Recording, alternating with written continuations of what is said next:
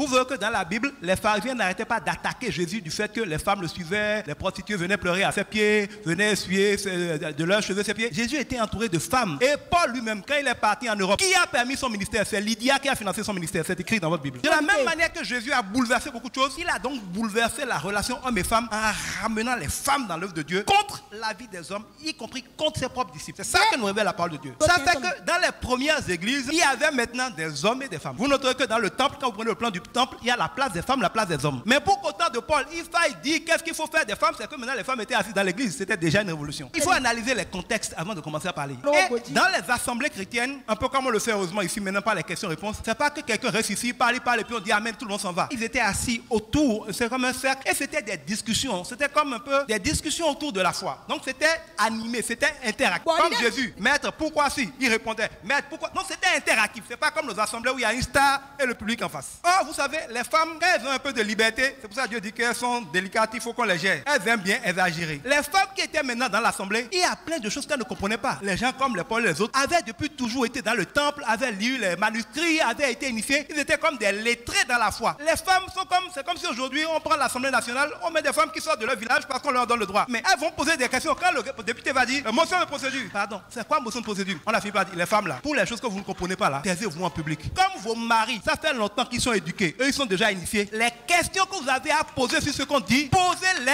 à vos maris à la maison. Si c'est pour que la femme n'enseigne pas à l'église, pourquoi on va lui dire de poser la question à son mari à la maison? Quel rapport au ministère des femmes et son mari à la maison? Paul n'a pas dit que les femmes ne parlent pas en assemblée, qu'elles ne parlent pas. Mais si elles ont quelque chose à dire, qu'elles demandent. Et il ajoute en même temps qu'elles forment leurs enfants. C'est pas pour dire ne former que les enfants. Pour que vos enfants aussi demain ne soient pas des demi-lettrés comme vous, les filles, vous avez été lettrés, ça pose un problème maintenant. Initiez vos enfants pour que la prochaine génération n'ait plus ce problème où il va falloir vous dire que les femmes ne parlent pas en assemblée. C'est une mesure ponctuelle dans un contexte précis qui ne peut en aucun cas, si on n'est pas de mauvaise foi, servir de prétexte pour empêcher le ministère des femmes.